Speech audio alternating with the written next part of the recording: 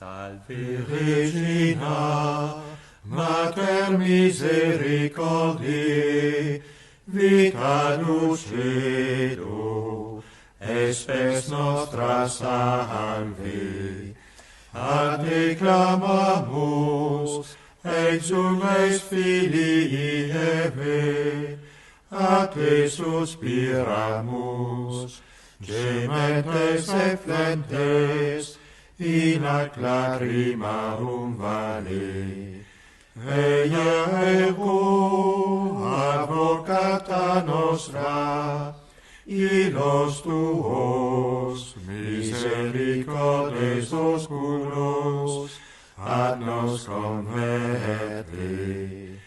Et Iesum, benedictum fructum ventris tui, nobis post hoc exilium ostende. O clemens, o pia, o dulcis Virgo Maria. Au nom du Père, du Fils et du Saint-Esprit. Amen. Nous continuons notre lecture de saint Alphonse de Liguori, son commentaire du Salve Regina. Salut pour notre vie, notre douceur, et Marie qui est particulièrement douce dans la préparation à la mort. Saint Pierre d'Amiens rapporte que son propre frère Martin, ayant eu le malheur d'offenser Dieu, se rendit devant un autel de Marie afin de se consacrer comme esclave à cette bonne mère. S'étant passé la ceinture autour du cou en signe de servitude, il dit « Ô ma souveraine, ô miroir de pureté, pauvre pécheur que je suis, je vous ai offensé, Dieu et vous, en violant la chasteté. Mon unique ressource, c'est de m'offrir à vous comme esclave. Me voici, je me consacre aujourd'hui entièrement à votre service. Ne me repoussez pas. Malgré mon passé, daignez agréer mon hommage. » Puis il déposa sur le marchepied de l'autel une certaine somme d'argent avec la promesse de payer chaque année ce même tribut en signe de son esclavage. À quelque temps de là, il tomba mortellement malade. Et un matin, on l'entendit tout à coup s'écrier « Levez-vous, mais levez-vous donc, faites honneur à ma souveraine. » Et il ajouta « Quelle faveur vous m'accordez, ô reine du ciel. Vous daignez visiter votre pauvre esclave. Bénissez-moi, ô ma souveraine, et ne permettez pas que je me perde après que vous m'ayez honoré de votre présence. » Son frère Damien étant alors survenu, Martin lui apprit qu'il avait vu la Sainte Vierge et qu'elle l'avait bénie. En même temps, il se plaignit que les assistants ne se fussent point levés à l'arrivée de Marie. Puis après, il s'en alla paisiblement vers le bon Dieu. Telle aussi sera votre mort, la mienne, si vous demeurez fidèle à Marie, alors même que votre passé vous rappellerait bien des péchés. Marie saura vous procurer une mort douce et heureuse. Il pourrait arriver cependant que le souvenir de vos péchés va alors vous jeter dans une crainte excessive jusqu'à ébranler votre confiance. Eh bien, Marie viendra vous réconforter, comme elle le fit pour Adolphe, comte d'Alsace. Celui-ci avait échangé les vanités du monde contre l'habit de saint François. Les chroniques de l'ordre nous disent qu'il était grandement dévot à la Sainte Vierge. Sa fin approchait quand, se représentant à la fois la vie qu'il avait menée dans le monde, les responsabilités de la charge qu'il avait remplie et la rigueur des jugements de Dieu, il se mit à trembler devant la mort par crainte pour son salut. Mais Marie ne dort pas quand ses serviteurs sont dans la peine. La voilà qui accourt, escortée d'un grand nombre de saints. Elle manifeste sa présence aux moribonds, dont elle ranime le courage par ses tendres paroles. « Adolphe, mon très cher enfant, Pourquoi crains-tu de mourir alors que tu t'es donné à moi et que tu m'appartiens » À ces mots, le serviteur de Marie respira et, débarrassé de toute crainte, il mourut le cœur en paix, l'âme en paix. Ranimons notre espoir, nous aussi, tout pécheurs que nous sommes. Ayons au cœur cette confiance que Marie viendra nous assister à la mort et nous réconfortera par sa maternelle présence, pourvu seulement que nous la servions avec amour durant le temps qu'il nous reste à passer sur la terre.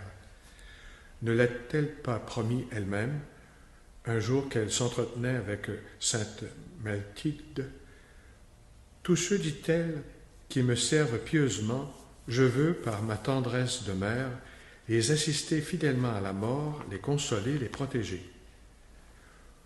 Ô Dieu, quelle ineffable consolation en ces derniers instants de notre vie, alors que la grande affaire de notre éternité sera sur le point de se décider, de voir auprès de nous la Reine du ciel, nous entourant de sa sollicitude et nous rassurant par la promesse de sa protection toute-puissante. De cette assistance donnée par Marie à ses serviteurs mourants, outre les exemples déjà cités, il en est d'autres, innombrables, qui rapportent les histoires. Sainte Claire d'Assise, Saint Félix de Cantalis, Sainte Claire de Montefalco, Sainte Thérèse d'Avila, Saint Pierre d'Alcantara, tous ont vu la Sainte Vierge à leur mort. Pour notre commune consolation, ajoutons ici encore l'un ou l'autre trait. Le Père Crasset rapporte que Sainte Marie d'Oigny vit la Sainte Vierge au chevet d'une pieuse veuve de William Brooke en Brabant. Et comme la malade souffrait beaucoup des ardeurs de la fièvre, la céleste visiteuse, penchée sur elle, l'encourageait et prenait la peine de la rafraîchir avec un éventail. Saint Jean de Dieu, se trouvant près de mourir, attendait la visite de Marie, il aimait tant cette bonne mère. Ne la voyant point paraître, il s'attristait, peut-être s'en plaignait-il. Quand le moment fut venu, la divine mère se montra devant lui, et comme pour le reprendre tendrement de son peu de confiance, elle lui adressa ces paroles si réconfortantes pour les serviteurs de Marie. « Ce n'est pas ma coutume d'abandonner à pareille heure ceux qui m'ont suivi. » Ce qui voulait dire, « Jean, mon enfant, que pensais-tu donc? Que je t'avais oublié? Tu ne sais donc pas que je ne puis oublier, à l'heure du trépas, ceux qui me sont dévoués? Je ne suis pas venu plus tôt, ce n'était pas l'heure. La voici arrivée et me voici pour t'emmener. Partons pour le paradis. » Peu de temps après, le saint expira, et il s'envola au ciel pour remercier éternellement sa très aimante souveraine. Terminons par un dernier trait qui nous permettront jusqu'où cette bonne mère s'est poussée sa tendresse pour ses enfants au moment de leur mort. Le curé d'une paroisse avait été appelé auprès d'un homme riche qui se mourait.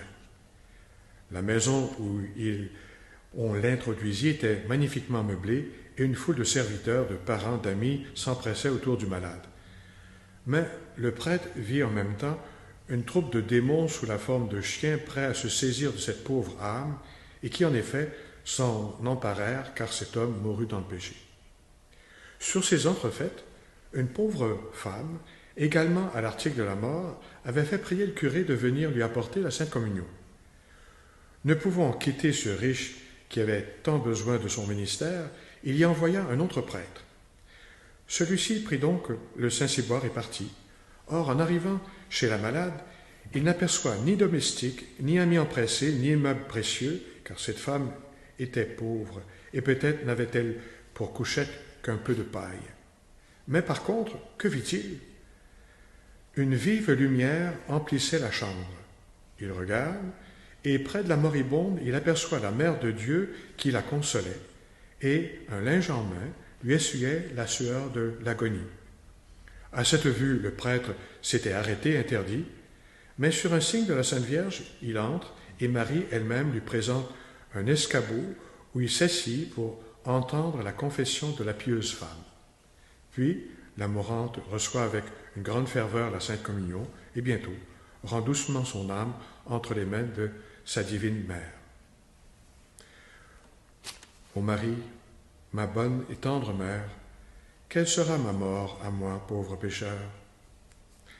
Dès maintenant, quand je songe à ce moment redoutable où je devrais rendre le dernier soupir et comparaître au divin tribunal, quand, en même temps, je me rappelle avoir si souvent consenti à écrire moi-même par mes péchés ma sentence de condamnation, je tremble. Le trouble me saisit, et je me demande quelle sera mon éternité. Ô Marie, le sang de Jésus et votre intercession, voilà sur quoi reposent toutes mes espérances. Vous êtes la reine du ciel, la souveraine de l'univers, vous êtes la mère de Dieu, que dire de plus? Oh oui, vous êtes grande, mais votre grandeur ne vous détourne pas de nos misères, tout au contraire, elle vous incline à une plus tendre compassion. Les partisans du monde, lorsqu'ils sont élevés à quelque dignité, s'éloignent de leurs anciens amis, demeurés dans une condition inférieure, et ne daignent plus même les regarder. Vous avez le cœur trop noble et trop aimant pour agir ainsi. Là où vous rencontrez de plus profondes misères, vous vous employez davantage à porter secours. C'est peu pour vous de répondre à notre premier appel. Vos faveurs préviennent nos prières. Vous nous consolez dans nos peines, vous calmez les tempêtes, vous terrassez nos ennemis. En un mot, vous ne négligez aucune occasion de nous faire du bien. À quelque soit bénie à jamais la main divine qui nous a unis en vous, tant de majesté et tant de tendresse, tant de grandeur et tant d'amour. Sans cesse, j'en remercie mon doux Seigneur, et sans cesse, je m'en réjouis pour moi-même, parce que votre félicité fait mon bonheur, et dans votre fortune, je trouve ma richesse. Ô consolatrice des affligés, consolez une âme qui, dans son affliction, se recommande à vous. La cause de mon affliction, ce sont mes nombreux péchés qui m'accablent, les remords qui m'inspirent, l'incertitude où je suis de les avoir pleurés comme il faudrait. Je regarde mes œuvres et je n'y vois que souillure et imperfection. L'enfer est là qui attend ma mort pour m'accuser. La justice divine que j'ai offensée exige satisfaction. Ô ma mère, qu'en sera-t-il de moi? Si vous ne venez à mon aide, je suis perdu. Que dites-vous? Que vous voulez m'aider? Oh oui, Vierge toute bonne, soyez ma consolatrice. Obtenez-moi une vraie douleur de mes péchés. Obtenez-moi le courage de m'amender et de passer dans la fidélité à Dieu le reste de mes jours. Et quand ensuite je me trouverai aux prises avec les suprêmes angoisses de la mort, ô Marie, mon espérance, ne m'abandonnez pas. Alors plus que jamais, assistez-moi, fortifiez-moi, gardez-moi du désespoir où me jetteraient mes péchés, que le démon me mettra sous les yeux. Ô Reine, pardonnez ma hardiesse, venez vous-même alors me consoler par votre présence. À tant d'autres, vous avez fait cette grâce, je la veux moi aussi. Bien grande est ma hardiesse, mais plus grande est votre bonté, qui s'en va cherchant les plus misérables pour les consoler. Cette bonté fait toute ma confiance.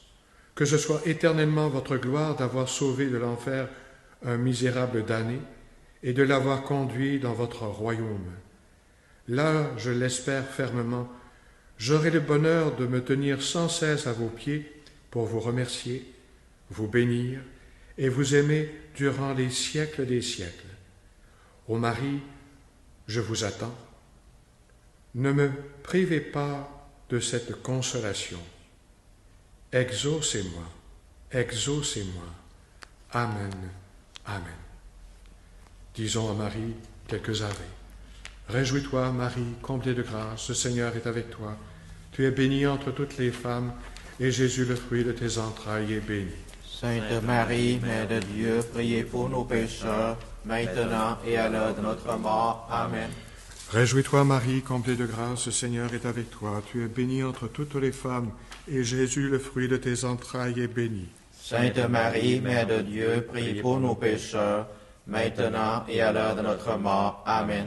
Réjouis-toi, Marie, comblée de grâce, le Seigneur est avec toi. Tu es bénie entre toutes les femmes, et Jésus, le fruit de tes entrailles, est béni. Sainte Marie, Mère de Dieu, priez pour nous pécheurs, maintenant et à l'heure de notre mort. Amen.